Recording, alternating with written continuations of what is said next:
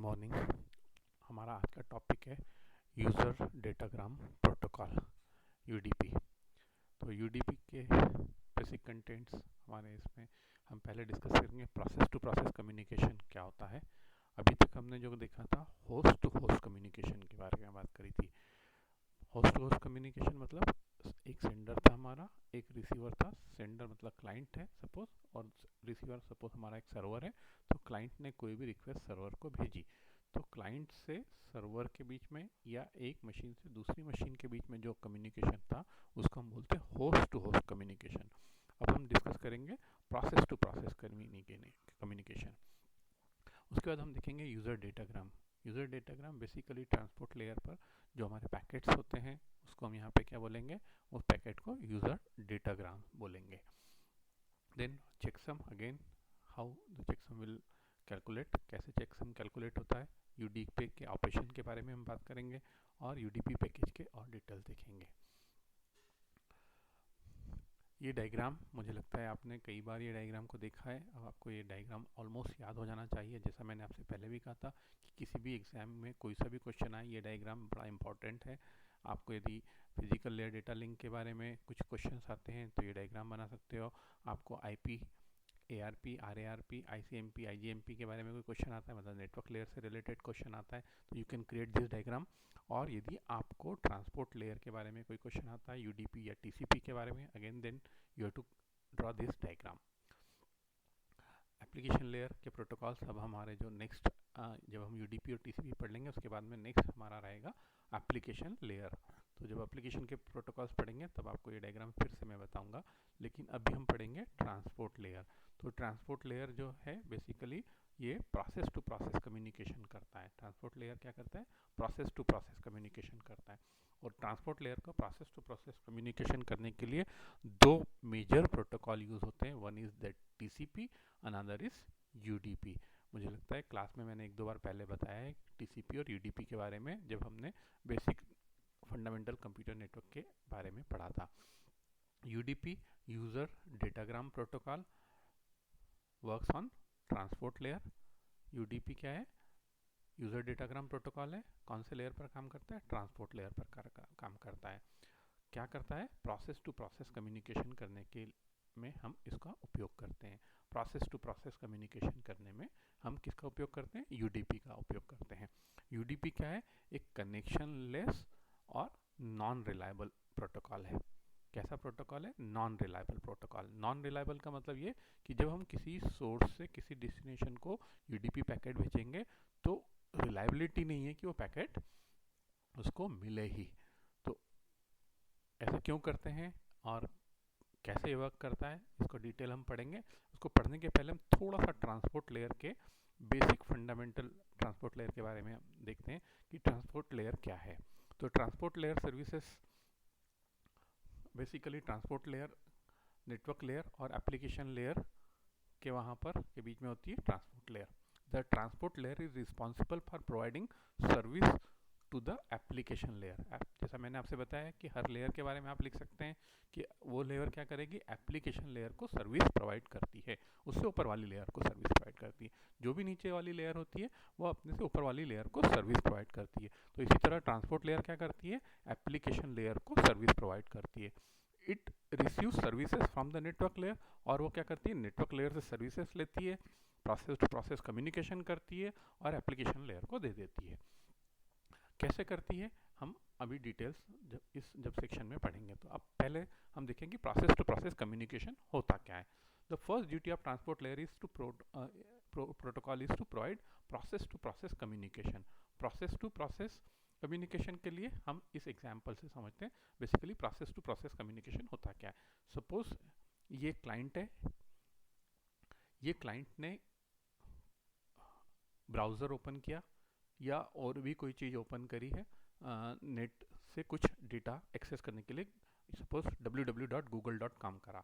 तो जैसे ही ये www.google.com ये क्लाइंट करता है तो ये रिक्वेस्ट कहाँ जाएगी, सपोज ये हमारा एक कोई सर्वर है, ठीक है। तो ये क्लाइंट ने जैसे ही रिक्वेस्ट दी, अगेन द एप्लीकेशन लेयर पे उसने ओपन करा, एप्लीकेशन लेयर से वो कहाँ आ गया, ट्रांसपोर्ट लेयर पे आ गया। सॉरी। अब ट्रांसपोर्ट लेयर क्या करेगी? ट्रांसपोर्ट लेयर ये जो यहाँ जैसे ही हम www.google.com करते हैं उसके अकॉर्डिंग एक प्रोसेस आईडी जनरेट हो जाती है। क्या जनरेट हो जाती है? एक प्रोसेस आईडी जनरेट हो जाती है पर्टिकुलर इस रिक्वेस्ट की, कि हमने क्या करा है, www.google.com करा है। तो एक प्रोसेस आईडी हमारी जनरेट होगी, और ये प्रोसेस आईडी जो जनरेट होगी साथ में एक पोर्ट एड्रेस का कॉन्सेप्ट भी है। अभी हम आगे डिटेल्स जब पढ़ेंगे तो और अच्छे से समझाएगा पोर्ट कैसे जनरेट होता है, पर अभी आप सिंपल यहाँ समझे कि एक प्रोसेस आईडी के करस्पॉन्डिंग एक पोर्ट जनरेट हो जाएगा, पोर्ट नंबर जनरेट हो जाएगा, और ये जो कम्युनिकेशन, ये जो प्रोसेस हो रही है, कहाँ हो रही है? ये सॉफ्टवेयर पे हो रही है, इस क्लाइंट एंड पर हो रही है। तो यहाँ से हमारी रिक्वेस्ट गई, ये रिक्वेस्ट जब नीचे के लेयर से होते हुए जब जाएगी तो ये वहाँ नीचे के लेयर पर आईपी प्रोटोकॉल, जैसा हमने पढ़ा था कल के लेक्चर में हमने देखा था, आईपी प्रोटोकॉल अपना काम करेगा। तो वो जो काम है वो होस्ट से होस्ट के बीच में कम्युनिकेशन हो रहा है। तो ये होस्ट से होस्ट के बीच में जो कम्युनिकेशन हो रहा है ये कौन कर रहा है? नेटवर्क लेयर कर रहा है। लेकिन जो इस क्लाइंट की रिक्वेस्ट है और उस रिक्वेस्ट से उस एप्लीकेशन लेयर के बीच में जो प्रोसेस हो रही है वो वहाँ क्या कौन वर्क कर रहा है? ट्रांसपोर्ट लेयर वर्क कर रहा है, ट्रांसपोर्ट लेयर प्रोटोकॉल काम कर रहा है। तो ये जो हमारी, इसीलिए ये जो प्रोसेस टू प्रोसेस कम्युनिकेशन किस में हो रहा है? डोमेन है ट्रांसपोर्ट लेयर प्रोटोकॉल का डोमेन है। और होस्ट टू होस्ट जो हमारा नेटवर्क जो हो रहा है वो किस पर हो रहा है? नेटवर्क लेयर प्रोटोकॉल पर काम हो रहा है। तो ये ऐसा प्रोसेस टू प्रोसेस कम्युनिकेशन होता है। अब प्रोसेस क्या है? Process is application layer entity that users the services of the transport layer. Before we discuss how process to process communication can be accomplished, we need to understand the difference between host to host communication and process to process communication. तो ये आपको समझ में आ गया होगा host to host communication मतलब क्या होता है और प्रोसेस टू प्रोसेस कम्युनिकेशन क्या होता है। तो यहाँ पर ये प्रोसेस टू प्रोसेस कम्युनिकेशन हो रहा है, ठीक है। अब अगला कॉन्सेप्ट है पोर्ट नंबर का। जैसे मैंने आपसे बताया कि जैसे ही ये प्रोसेस www.google.com आप जब करते हैं तो जैसे ही आप www.google.com करेंगे आपके एप्लीकेशन लेयर के प्रोसेस आईडी के करस्पॉन्डिंग एक पोर्ट नंबर जनरेट हो जाएगा। क्या होगा? एक पोर्ट नंबर जनरेट हो जाएगा। वो पोर्ट नंबर उस पर्टिकुलर प्रोसेस को आइडेंटिफाई करने के लिए एक यूनिक नंबर रहता है, एक यूनिक एड्रेस होता है जिसको हम पोर्ट नंबर कहते हैं। यदि आपको एड्रेसिंग स्कीम का जब मेरा चैप्टर जब मैंने आपको समझाया था तब मैंने आपको बताया था आईपी एड्रेस के बारे में, तब मैंने आपको मेक एड्रेस के बारे में बताया था, और तभी मैंने आपसे कहा था कि एक पोर्ट एड्रेस भी होता है। जब हम आगे के चैप्टर पढ़ेंगे तब समझेंगे पोर्ट एड्रेस क्या होता है। तो पोर्ट एड्रेस क्या है? बेसिकली जब हमारी कोई सर्विस यहाँ पर हम रन कर रहे हैं तो उस सर्विस के करस्पॉन्डिंग एक पोर्ट नंबर जनरेट होता है। वो कैसे जनरेट होता है और कैसे हैंडल करेंगे वो आगे हम समझेंगे। तो वो बेसिकली यहाँ क्या हो रहा है? एक पोर्ट नंबर जनरेट हो रहा है, जिसको पोर्ट नंबर क्या है? Basically it is a unique address. It is a unique address किसके लिए? इस पर्टिकुलर सर्विसेज को हैंडल करने के लिए।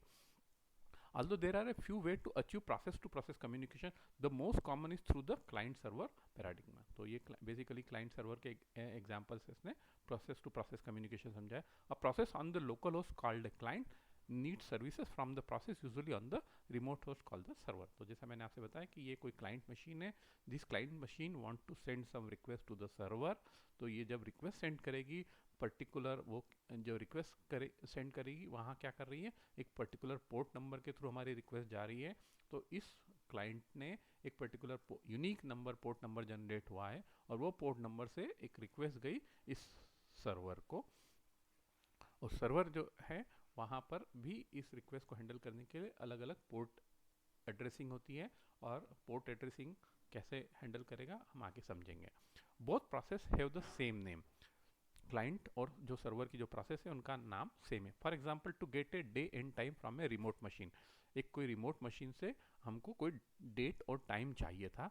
We want to send some request, हमने एक रिक्वेस्ट सेंड करी क्लाइंट ने। क्लाइंट वांट टू इसको ये क्लाइंट है एक रिक्वेस्ट सेंड कर रहा है। रिक्वेस्ट में क्या कर रहा है? Day and time of a machine, server machine का डे एंड टाइम उसको पता करना है। For example to get a day and time from a remote machine we need to a day time client process. तो उसके लिए एक प्रोसेस का नाम है day time client process. Day time client process क्या होती है? बेसिकली ये प्रोसेस पोर्ट नंबर 13 पे रन होती है। जब हम आगे देखेंगे कि कैसे पोर्ट नंबर 13 पे फिक्स है।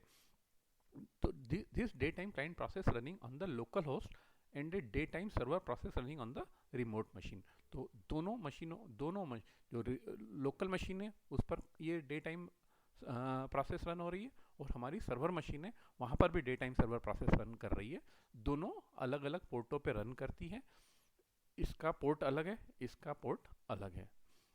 Our operating system today support both multi-user and multi-programming environment। अब बेसिकली क्या हो रहा है कि ये तो अभी एक ही प्रोसेस की हम बात कर रहे हैं।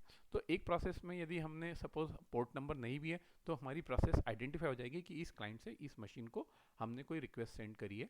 लेकिन सपोज हमारा ऑपरेटिंग सिस्टम कैसा है, मल्टी यूज़र है, मल्टी टास्किंग है, at a time you can do the multiple operation. Suppose मैंने दूसरा भी कोई ब्राउज़र से URL ओपन कर लिया। अब जैसे ही मैंने दूसरा URL ओपन करा और मैंने सपोज एक और कोई रिक्वेस्ट सेंड करी, हो सकता है कि वो रिक्वेस्ट मैं सेम सर्वर को करूं, और हो सकता है कि वो रिक्वेस्ट मैं दूसरे सर्वर को भी करूं। जब हम आके देखेंगे कि मल्टीकास्टिंग और यूनिकास्टिंग के मल्टीप्लेक्सिंग डीमल्टीप्लेक्सिंग पढ़ेंगे, तब आपको समझाऊंगा मैं कि दो सर्वरों पे एक ही प्रोसेस एक साथ एक ही सर्वर पर कैसे जा रही है, दो प्रोसेस अलग अलग, और एक ही क्लाइंट से अलग अलग सर्वरों को भी प्रोसेस कैसे जाती है। ठीक है, तो जब हम आगे देखेंगे वो कैसे हैंडल करेगा।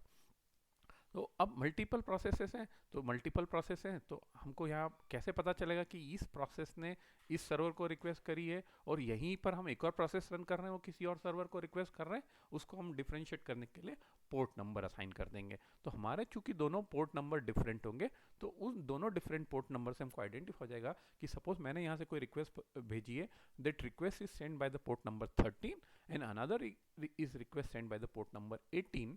तो 13 पोर्ट की जो मेरी रिक्वेस्ट यहाँ सर्वर को जाएगी और सर्वर को यूज़ करके उसका करस्पॉन्डिंग जो भी ऑपरेशन परफॉर्म करके मुझे वापस मिलेगी, तो मैं उसको कहाँ लूँगा, पोर्ट नंबर 13 पे। और 18 की रिक्वेस्ट जब वापस आएगी तो हम कहाँ पर आएगी, वो पोर्ट नंबर 18 पर आएगी। ठीक है, तो ऐसा ये पोर्ट नंबर का कॉन्सेप्ट है। अब बेसिकली पोर्ट नंबर कितने बिट का होता है, तो port number is 0 to 65535। In the TCP/IP protocol suite, the port number are integer part between 0 and 6553। अब आपको यदि ये याद हो 6553 मतलब क्या होता है, 2 to the power 16 minus 1। 2 to the power 16 minus 1 मतलब जो पोर्ट नंबर का पोर्ट का जो लेंथ होगी दैट इज 16 बिट। 16 बिट से ज़्यादा का नहीं होगा। जब आगे इसका हेडर फॉर्मेट देखेंगे तो आपको समझ में आएगा कि कैसे पोर्ट नंबर हैंडल होता है। सॉरी, अब पोर्ट नंबर कौन असाइन करता है, कौन डिफाइन करता है, तो client program define itself with A port number. Client क्या करता है, एक पोर्ट नंबर असाइन करेगा खुद ही, क्लाइंट खुद ही डिफाइन करेगा एक particular port number. Port number basically कुछ पोर्ट नंबर रिजर्व होते हैं, जो कुछ पोर्ट नंबर स्पेसिफिक हैं, they are fix for some purpose. कि सपोज कोई जैसे प्रोटोकॉल्स हैं, कुछ प्रोटोकॉल्स हैं वो पर्टिकुलर पोर्ट नंबर पे ही रन होते हैं। कभी आपने देखा होगा कि आप जब भी कभी लोकल होस्ट रन करते हो तो यहाँ लिखा था 8088 और फिर 8088 लोकल होस्ट, आपके URL में लिखा होता है 8088 लोकल होस्ट। तो 8088 क्या है, that is the port number, वो पर्टिकुलर पोर्ट नंबर है उस लोकल होस्ट से जितनी हमारी जो असाइन हो रही है that is belong to this port number. वो क्या है, हमारा 8088 पोर्ट नंबर है। देखिए उसकी रेंज जैसा यहाँ पे बताया, इनके बीच में 8088 इसके बीच में आता है, इसकी वैल्यू इसके बीच में, ऐसे बहुत सारे पोर्ट है। 23 FTP फाइल ट्रांसफर प्रोटोकॉल जब रन होता है that run FTP is run by port number 23। तो ऐसे बहुत सारे पोर्ट नंबर हैं जो फिक्स हैं। कुछ पोर्ट नंबर डायनामिक असाइन होते हैं, उसी वक्त असाइन होते हैं पर्टिकुलर एक टाइम ड्यूरेशन के लिए। इंपेरियल पोर्ट नंबर मतलब एक पर्टिकुलर टाइम ड्यूरेशन के थोड़ी देर के लिए, जब तक वो प्रोसेस हमारी एक्टिव है। जैसे ही हमारी वो प्रोसेस किल हो जाएगी वो पोर्ट नंबर खत्म हो जाएगा। ठीक है, तो ऐसा ये पोर्ट नंबर हैंडल होता है। अब जैसे मैंने आपसे बताया कि कुछ पोर्ट नंबर फिक्स हैं और कुछ पोर्ट नंबर जो हैं वो वेल नोन पोर्ट नंबर हैं, जो कि स्पेसिफिक डिज़ाइन किए हुए हैं पर्टिकुलर ऑपरेशंस के लिए। कि यदि UDP रन करना है, TCP/IP रन करना है, तो TCP/IP की the port number is fix, है ना। ऐसे कुछ एक कमांड, अपन ग्रैप कमांड से मैं आपको समझाऊंगा कि ग्रैप कमांड से कुछ पोर्ट नंबर बताएगा वो कि कैसे आप ग्रैप करके वो पोर्ट नंबर आइडेंटिफाई कर सकते हैं। ठीक है, वैसे यदि आप इसमें देखेंगे तो प्रोसेस आईडी जब आप यहाँ इस पर रन करेंगे तो बहुत सारी अभी मेरे कंप्यूटर सिस्टम पे कितनी पैरेलल प्रोसेसेस रन हो रही है इसकी लिस्ट मैं आपको दिखा सकता हूँ कि कितनी प्रोसेसेस बैकग्राउंड मेरे कंप्यूटर पर रन हो रही है। ठीक है, अब ये एक पोर्ट नंबर के एग्जाम्पल इसने बताया कि ये जैसे देखें यहाँ पर ये क्लाइंट है, क्लाइंट ने क्या करा कि मल्टीपल प्रोसेसेस हैं, तो इसमें ये पोर्ट नंबर 5200 से एक डे टाइम जो रिक्वेस्ट है आपकी है ना, डे टाइम सर्विसेज है, ये डे टाइम सर्विसेज रन कर रहा है। तो ये कहाँ पे रन कर रहा है, ये क्लाइंट ने रिक्वेस्ट सेंड करी 5200 क्या है, this is a port number, ये पोर्ट नंबर है और ये सर्वर के किस पर गई, सर्वर का पोर्ट नंबर, सर्वर के पोर्ट नंबर 13 पे। तो this 5200 is the source port number and 13 is the destination port number and this is a data. ये डेटा में क्या होगा, डेटा में हमने जैसे मैंने हम यहाँ पर क्या चाहते हैं, user want to time of this server machine, day and time of this server machine. तो यहाँ पे डेटा में उसने डे एंड टाइम प्रोसेस के लिए जो भी प्रोसेस आईडी के करस्पॉन्डिंग जो प्रोसेस डेटा है वो फिल कर दिया, ये यहाँ आएगा। अब ये ट्रांसपोर्ट लेयर पर आएगा, ट्रांसपोर्ट लेयर क्या करेगा, ट्रांसपोर्ट लेयर 13 से इसको डिलीवर करेगा। तो यहाँ पर ये देखिए now 13 is the source port and 52 is the destination port, और ये इसको पर्टिकुलर कहाँ पर आएगी, ये इसी पोर्ट पर ये रिसीव होगी। ठीक है, तो इस तरह ये इसको हैंडल करता है।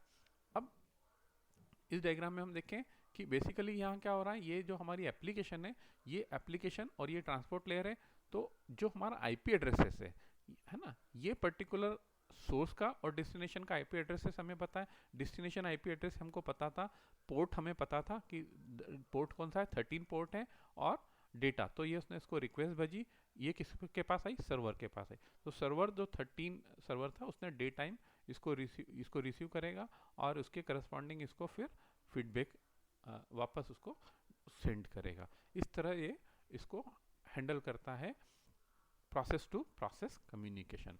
तो आपको समझ में आया कि प्रोसेस टू प्रोसेस कम्युनिकेशन एक नेटवर्क पर कैसे प्रोसेस टू प्रोसेस कम्युनिकेशन हो रहा है।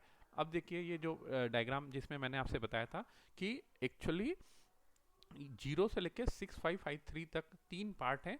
ये वेल नोन पोर्ट नंबर है जो कि स्पेसिफिक फिक्स है, ये these are the registered port number 1024 से लेके 49159 तक। वैसे ऐसा स्टैंडर्ड फॉलो करते नहीं है, पर फिर भी जो फिक्स्ड जो पोर्ट नंबर फिक्स है वो कभी भी ऑपरेटिंग सिस्टम असाइन नहीं करेगा, और जो रिजर्व पोर्ट नंबर है उसी में से कोई सा पोर्ट नंबर असाइन होगा, और ये डायनामिक और private port number from this to this. ये एक एजेंसी है ICANNI, इन्होंने इस रेंज को आइडेंटिफाई करके बताया कि जनरली इस तरह का नेटवर्क में जब भी हम रजिस्टर वो करें तो इस तरह से पोर्ट नंबर को हम यूज़ करें। The well known port number are less than 1024। तो जनरली 1024 से नीचे के जो भी पोर्ट नंबर होते हैं they are the well known port number. जैसे मैंने आपसे बताया था, ये देखिए कमांड रन करी इसने GREP, आप भी रन कर सकते हैं आपके सिस्टम पे, GREP TFTP। नाउ TFTP ये एक प्रोटोकॉल है, ये TFTP प्रोटोकॉल, और हमने लिखा /etc/services। तो TFTP 69 पोर्ट नंबर पर रन होता है, और ये 69 पे TCP भी हैंडल करता है और 69 पे UDP भी हैंडल करता है। तो the port number 69 T is use for protocol TFTP। तो इसके लिए ये पोर्ट नंबर फिक्स कर रखा है 69। तो 10 से लेके 1024 तक की रेंज में ऐसे बहुत सारे, जैसे मैंने बताया FTP 23, आपको यदि गूगल पर जाके सर्च करेंगे आप तो बहुत सारे प्रोटोकॉल्स जिनके कि किन किन वो किस पोर्ट नंबर पर रन होते हैं आपको मिल जाएगी लिस्ट। ठीक है, और आप यदि ऐसे ये जैसे ये कमांड चलाएंगे, हो सकता है कि आप अब यदि उस वक्त आप जब कमांड चला रहे हैं तो जरूरी नहीं है कि आपको TCP भी आए। यदि आपका उस वक्त कुछ भी नेट पर कुछ चीज़ नहीं चल रही है तो हो सकता है आपको रिटर्न में क्या मिले, TFTP 69/UDP, only UDP packages, no TCP packet. यदि TCP भी रन हो रहा है तो आपको ये आउटपुट में दोनों मिलेगा। तो आप चला के देखें आपको दोनों मिल रहा है या सिंगल मिल रहा है। तो TFTP क्या है, ये एक प्रोटोकॉल है जो कि किस पर रन करता है, पोर्ट 69 पर रन करता है। अब नेक्स्ट हम समझेंगे कि सॉकेट एड्रेस क्या है। अभी हमने समझा पोर्ट एड्रेस क्या है, now next is socket address. Socket address is a combination of IP address and port address. तो आईपी एड्रेस आपका 32 बिट का है और आपका ये पोर्ट एड्रेस है जो कि यूनिक जनरेट करा है पोर्ट नंबर पर्टिकुलर प्रोसेस के अकॉर्डिंग। तो इन दोनों का जो कॉम्बिनेशन है उस कॉम्बिनेशन को क्या बोलेंगे हम, socket address. A transport layer protocol in the TCP suite needed both the IP address and the port number at each end. To make a connection, the combination of IP address and a port number is called the socket address. तो socket address क्या है? It is a combination of IP address and port number. ये IP address और port number का combination है socket address. ठीक है। जब ये सॉकेट एड्रेसिंग आप जब सॉकेट प्रोग्रामिंग आप जावा में जब जावा पढ़ेंगे तो जावा में सॉकेट प्रोग्रामिंग हम करते हैं कम्युनिकेशन के लिए। जब हम एक नेटवर्क से दूसरे नेटवर्क पे कम्युनिकेशन को हैंडल करते हैं तो हम ये सॉकेट का कॉन्सेप्ट यूज़ करते हैं। उसके लिए एपीआईज अवेलेबल है जो कि आईपी एड्रेसेस और सॉकेट पोर्ट नंबर यूनिक इसके कॉम्बिनेशन को हैंडल करती है। तो जब आप इस तरह का कोई प्रोग्राम लिखेंगे तो आपको ये कॉन्सेप्ट यूज़ आएगा सॉकेट एड्रेस। आपको पता होना चाहिए कि सॉकेट एड्रेस में क्या होगा, इट कॉम्बिनेशन है आईपी एड्रेसेस और पोर्ट एड्रेस का, है ना। जैसे एक एग्जांपल्स में आपको कभी मिलेगा तो हेक्साडेसिमल में हम उसको स्टोर करते हैं और उसके फर्स्ट 4 बाइट जो रहती है वो आईपी एड्रेस को साइन होती है। Next port is the source port IP, source का पोर्ट आईपी है नेक्स्ट, है ना। तो जब भी हमको कोई पैकेट रिसीव करना होता है और हमको देखना होता है तो जब हम उसके लिए प्रोग्राम लिखते हैं तो हम क्या करते हैं कि उसको कैप्चर कर लेते हैं, वो 16 बिट के एड्रेस को कैप्चर कर लेते हैं और वो जो 16 जो हमारा वो जो एड्रेस एड्रेस को हेक्साडेसिमल एड्रेस को हम कैप्चर करते हैं और फिर उसको हम फ्रिगमेंटेशन करते हैं, मतलब उसके 4 फर्स्ट पोर्ट जो है वो आईपी सोर्स एड्रेस को असाइन करेगा, देन फिर पोर्ट नंबर, सोर्स का port number, destination port number. तो इस तरह के नेटवर्क प्रोग्रामिंग जब आप कभी पढ़ेंगे इंजीनियरिंग में तो आपको ये काम आएगा कि कैसे सॉकेट एड्रेस को हम आइडेंटिफाई करते हैं।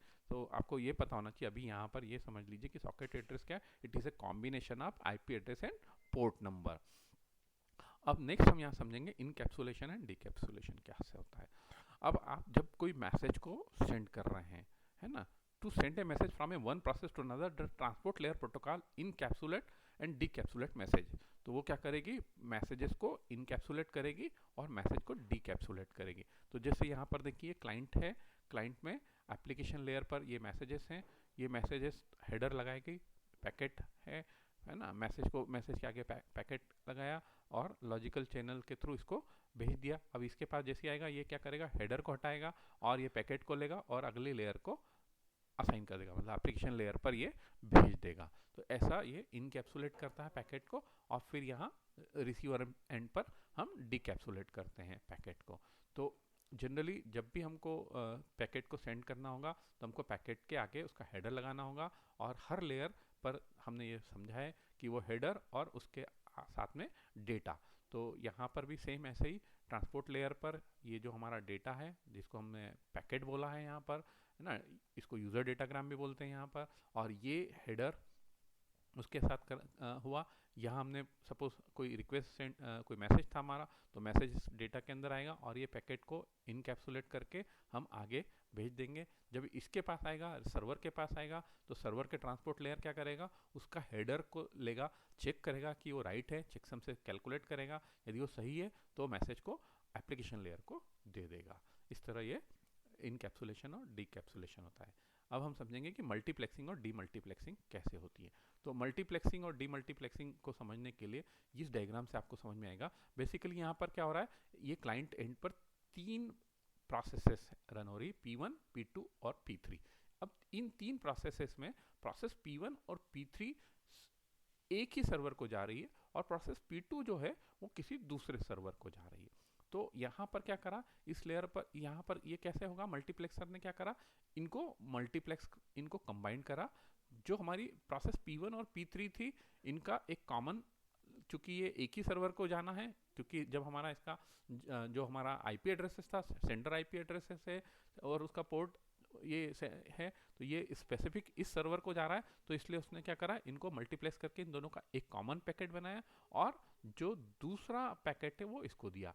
अब ये जब पैकेट यहाँ पर आएंगे दोनों पैकेट, तो यहाँ पर क्या होगा, डीमल्टीप्लेक्सिंग होगा। डीमल्टीप्लेक्सिंग मतलब द पैकेट्स आर डिफरेंट, उनको अलग अलग पैकेट्स बनाएंगे हम और हम उनको अलग अलग प्रोसेसेस को दे देंगे, क्योंकि हमारी ये दोनों डिफरेंट प्रोसेस है। अब डिफरेंट प्रोसेस है इसका मतलब क्या होगा, इसका पोर्ट नंबर अलग होगा, इस प्रोसेस का पोर्ट नंबर अलग होगा, तो इसलिए ये जो पैकेट 1 है ये इस प्रोसेस को चला जाएगा और पैकेट 3 इस प्रोसेस को चला जाएगा। ये किससे आइडेंटिफाई होगा, उनके पोर्ट नंबर से आइडेंटिफाई होगा। ऐसा ही सर्वर, इसका डेस्टिनेशन एड्रेस अलग था, इसका डेस्टिनेशन एड्रेस अलग था, सोर्स एड्रेस हमारा आईपी एड्रेस कॉमन था, but here destination addresses are different, तो ये दोनों अलग अलग सर्वर को गई और यहाँ पर इसी सर्वर को दो प्रोसेस मिली, लेकिन दोनों डिफरेंट प्रोसेसेस थी, इसलिए वो डिफरेंट पोर्ट नंबर हमने उसको असाइन करेंगे। तो इस तरह ये आपका मल्टीप्लेक्सिंग और डीमल्टीप्लेक्सिंग करते हैं हम इस पर। तो ये बेसिक कॉन्सेप्ट था हमारा ट्रांसपोर्ट लेयर का। अब हम यहाँ पर देखेंगे हमारा कि यूडीपी जो है हमारा वो कैसे काम करता है। तो ये डायग्राम आपको समझ में आ गया होगा कि यूडीपी किस तरह से किस लेयर पर काम करता है, ट्रांसपोर्ट लेयर पर काम करता है। अब प्रोसेस टू प्रोसेस कम्युनिकेशन का ये डायग्राम मैंने आपको समझाया था कि डोमेन हमारा IP, domain of IP protocol और डोमेन ऑफ यूडीपी प्रोटोकॉल के बारे में हमने समझा था।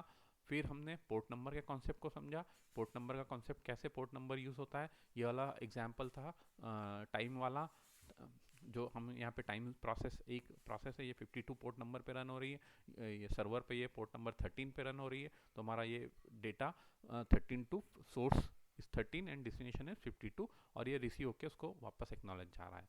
ठीक है, यही इसको इन्होंने यहाँ पर इस डायग्राम से सेम एग्जांपल से समझा कि उसने कैसे उस पर्टिकुलर आईपी एड्रेस, ये डेस्टिनेशन आईपी एड्रेस था हमारा, इस डेस्टिनेशन आईपी एड्रेस के थ्रू इस डेस्टिनेशन को हुआ रिसीव हुआ, इस डेस्टिनेशन ने क्या करा, पोर्ट नंबर 13 के लिए था ये प्रोसेस, तो पोर्ट नंबर को देकर इस प्रोसेस को उसने सेंड कर दिया। ये रेंज हमने समझी थी। देन सॉकेट एड्रेस के बारे में हमने पढ़ा कि कैसे सॉकेट एड्रेस काम करता है। अब यूजर डेटाग्राम का फॉर्मेट, तो यूजर डेटाग्राम का फॉर्मेट को पहले समझो, क्योंकि ये एग्जाम में कई बार यूजर डेटाग्राम फॉर्मेट आता है। तो आप यूजर डेटाग्राम हेडर 8 बाइट का है और दूसरा आपका डेटा। अब ये जो 8 बाइट है, 8 byte 16 is use for the source port and 16 is for the destination port number. 13 जैसे 13 था और वो 5200 था, तो 13 is the source port and 5200 is the destination port. This is a total length of user datagram format. और ये क्या है, चेकसम है, चेकसम 16 बिट का है। तो ये टोटल आपका कितना हुआ, 32 एंड 32 64 बाइट। 64 मतलब 8 byte multiply by 4 that is 64, तो ये 64 का हेडर डेटाग्राम है।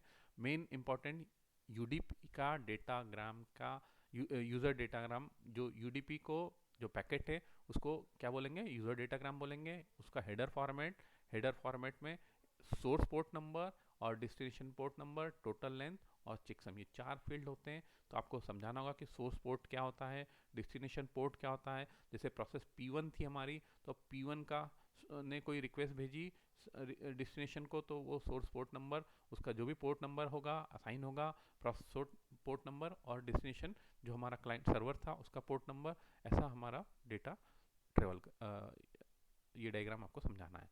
फिर UDP length is equal to IP length minus IP header length. तो टोटल यूडीपी लेंथ जो आपकी आईपी लेंथ है माइनस आईपी हेडर लेंथ को माइनस करेंगे तो आपकी क्या होगा, यूडीपी लेंथ आएगी। इसको समझने के लिए आपको एक ये यहाँ समझे, ये आईपी हेडर है, आईपी डेटाग्राम है, ठीक है। तो आईपी हेडर और ये से इस को माइनस कर दिया उसने आईपी हेडर को, तो ये जो आईपी डेटा, ये जो पूरा था इसमें से आईपी हेडर माइनस कर दो तो आपका ये लेंथ बचती है। इस पूरे में से आईपी हेडर माइनस करेंगे तो आपका क्या बचेगा, यूडीपी का हेडर बचेगा। तो ये यूडीपी का लेंथ बचेगा। तो UDP length is IP length minus IP header length. आया समझ में आपको, आईपी हेडर लेंथ उसने माइनस कर दी किसमें से, इसमें से, तो ये क्या हो गया, यूडीपी लेंथ हो गई। तो ठीक है, इस डायग्राम से आपको समझ में आएगा कि यूडीपी लेंथ हम कैसे निकालेंगे। Again checksum. अब यहाँ पर इस डायग्राम को समझने के लिए बेसिकली यहाँ क्या हो रहा है, ये सूडो हेडर है। सूडो हेडर क्या है, जो आईपी आपका पैकेट था, आईपी पैकेट में 32 बिट सोर्स एड्रेस था, 32 बिट आपका आईपी एड्रेस था, ऑल 0 8 बिट प्रोटोकॉल मतलब यूडीपी जैसे के केस में यहाँ 17 वैल्यू होती है, टीसीपी के केस में यहाँ पे कुछ नंबर होगा, ऐसा यहाँ पर प्रोटोकॉल का जो भी हम प्रोटोकॉल, जैसे वहाँ पर आईसीएमपी के केस में 1 था, 2 था, है ना, तो ये प्रोटोकॉल किस टाइप का प्रोटोकॉल टाइप है, और 16 bit UDP total length, then ये आपका हेडर है, source port number, destination port, UDP length, checksum और डेटा। तो ये आपका pseudo header of UDP datagram है। सूडो हेडर में उसने ये पोर्शन जो ऐड हुआ, ये किसका हुआ है, आपका जो आईपी का पैकेट था आपका, उसका जो डेटा जो हेडर का फॉर्मेट था, उसमें जो इंपॉर्टेंट चीज़ थी source IP address, destination IP address. तो ये इससे हम कैलकुलेट, ये बेसिकली इतना हैंडल करने के लिए कि कौन से डेस्टिनेशन के, जैसे सपोज क्लाइंट ने भेजा तो क्लाइंट का सोर्स आईपी एड्रेस यहाँ हो जाएगा, किस डेस्टिनेशन के लिए, सर्वर के लिए गया, मान लो गूगल के लिए था तो गूगल का आईपी एड्रेस हो गया, फिर उस मशीन का पोर्ट एड्रेस हो गया, और गूगल के जो डेस्टिनेशन है उसका पोर्ट एड्रेस हो गया। अब यदि सपोज एक ही सोर्स से मल्टीपल उसको गया तो ये भी कॉमन होगा, ये डिफरेंट होगा, ये डिफरेंट होगा, ये डिफरेंट होगा, और जो कॉमन होगा वो सोर्स आईपी एड्रेस हमारा कॉमन होगा। और एक अलग अलग हुआ तो एक ही डेस्टिनेशन को गया तो डेस्टिनेशन एड्रेस भी हमारा कॉमन हो जाएगा, लेकिन हमारा अंतर कहाँ आएगा,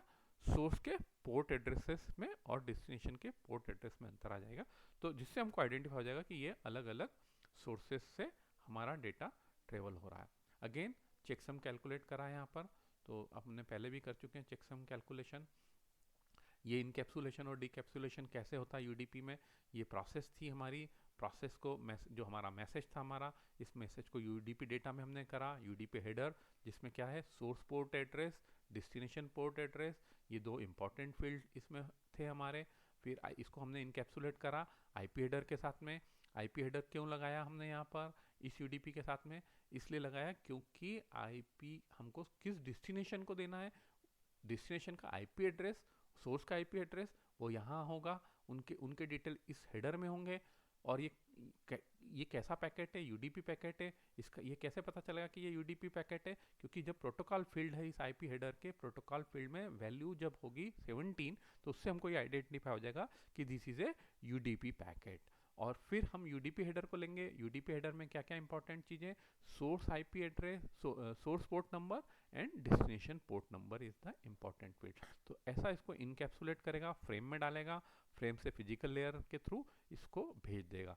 जब इसके पास ये फ्रेम आएगी, ये फ्रेम से क्या करेगा, आईपी डेटा, आईपी हेडर को अलग करेगा, आईपी डेटा को अलग करेगा, फिर वो भेज देगा अगली लेयर को। वो नेक्स्ट लेयर उसको क्या करेगी, यूडीपी हेडर अलग करके यूडीपी डेटा को पोर्ट को दे देगी और पोर्ट उसको प्रोसेस कर देगा। इस तरह ये कम्युनिकेशन करेगा एक लेयर से दूसरे लेयर पे। अब यहाँ एक और कॉन्सेप्ट आपको समझना होगा कि जब इसको हैंडल करेंगे तो एक क्यूइंग कॉन्सेप्ट होता है, क्यूज इन यूडीपी। बेसिकली यहाँ पर ये जो हमारा पोर्ट है, अब पोर्ट में मल्टीपल चीज़ें हम सेंड कर रहे हैं और मल्टीपल चीज़ें रिसीव कर रहे हैं। तो बेसिकली इसको हैंडल करने के लिए यहाँ इन्होंने क्यू का कॉन्सेप्ट यूज़ करा है। क्यू क्या कर रही है कि जो हमारा ये जो सेंडर है, तो सेंडर में आउटगोइंग क्यू ये बना ली हमने और इनकमिंग क्यू है। ऐसे ही रिसीवर एंड पर इस पर्टिकुलर पोर्ट हमारा फिक्स है, इस पोर्ट की दो क्यू है, one is Q is outgoing Q, is another is incoming Q.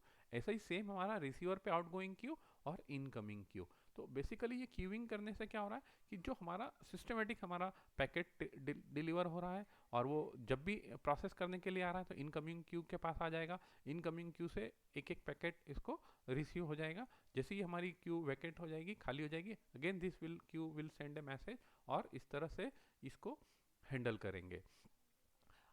कई बार ये होता है कि हमारी आउटगोइंग क्यू या इनगोइंग, जैसे ये आउटगोइंग क्यू है, ये हमारी फुल हो गई, तो ये क्या करेगी, इसको मैसेज दे देगी कि ये आउटगोइंग क्यू इज फुल, मतलब ये बिजी है, इसके पास बहुत सारा डेटा है प्रोसेस करने के लिए, इसलिए डोंट सेंड एनी मैसेज। तो कई बार आप देखते हैं, आप जब कोई मैसेज कोई सर्वर से कोई रिक्वेस्ट मांगते हैं और सर्वर बहुत ज़्यादा बिजी होता है, तो आपको रिप्लाई में आता है कि अभी बहुत बिजी है सर्वर, क्योंकि उसकी क्यू फुल हो जाती है। जब क्यू फुल हो जाती है तो वो क्या करता है, आपको एक मैसेज जनरेट कर देता है यहाँ पे ICMP, बेसिकली वो मैसेज ICMP मैसेज जनरेट होता है और वो यहाँ पे मैसेज भेज देता है इस इनकमिंग क्यू को कि अभी आप मुझे कोई भी रिक्वेस्ट ना भेजें because I am busy, I am overloaded, already overloaded. ठीक है, तो ऐसा ये हैंडल होता है, क्यू के थ्रू हैंडल होता है। मल्टीप्लेक्सिंग डीमल्टीप्लेक्सिंग मैंने आपको समझाया था कि कैसे अलग अलग प्रोसेसेस थी, इनको मल्टीप्लेक्स करके IP के थ्रू भेज दिया, यहाँ उसको UDP उसको डीमल्टीप्लेक्स करके जिससे रिलेटेड प्रोसेस है उसको वो दे देता है। तो ये हमारा था UDP का बेसिक। अब इसमें से ये कंट्रोल ब्लॉक टेबल जो है, एक टेबल बनाते हैं हम क्लाइंट एंड पर और सर्वर एंड पर। बेसिकली इसमें क्या क्या फील्ड होते हैं, स्टेट होती है, मतलब स्टेट यानी state, this is state of the process, उसका प्रोसेस का ID नंबर, ये प्रोसेस अभी इन यूज है, ये प्रोसेस कैसी है, रनिंग प्रोसेसेस है। तो ये प्रोसेस ID हुआ, उसके करस्पॉन्डिंग आपका पोर्ट नंबर हुआ और उसके करस्पॉन्डिंग क्यू नंबर हुआ। ये क्यू नंबर इंटरनली अपने हैंडल के लिए उसने बना के रखा है, this is a Q number. तो हर पर्टिकुलर जब भी कोई प्रोसेस स्टार्ट करी, जैसे ही प्रोसेस स्टार्ट करी तो वो यहाँ पर जो भी उस प्रोसेस का नाम देता है वो इंटरनली ऑपरेटिंग सिस्टम एक टेबल बना के रखता है, कंट्रोल ब्लॉक टेबल, उसमें वो प्रोसेस को असाइन कर देगा, this is a process ID के करस्पॉन्डिंग उसका पोर्ट नंबर, जो जिस भी प्रोसेस को जिस पोर्ट नंबर पे उसने दिया है, और उसके करस्पॉन्डिंग क्यू नंबर। तो जैसे ही कोई प्रोसेस स्टार्ट होगी, जैसे ये उसको वो नंबर असाइन करते जाएगा और उसको आगे हैंडल करते जाएगा। यदि वो यहाँ पर देखेगा कि कोई रिक्वेस्ट, कोई चीज़ आ रही है और वो पर्टिकुलर प्रोसेस यहाँ पे नहीं है, तो वो उसको पैकेट को ड्रॉप कर देता है, क्योंकि उसकी टेबल में यदि उसकी एंट्री नहीं है तो उस प्रोसेस को वो ड्रॉप कर देगा। तो इस तरह वो एक टेबल बना के इसको हैंडल करता है। तो ये हमने बेसिक UDP का कॉन्सेप्ट हमने देखा कि ये कैसे UDP प्रोटोकॉल वर्क करता है। अब इसका एक और हम आगे देखेंगे आगे कि ये एग्जैक्टली UDP प्रोटोकॉल कैसे काम करता है। Thank you.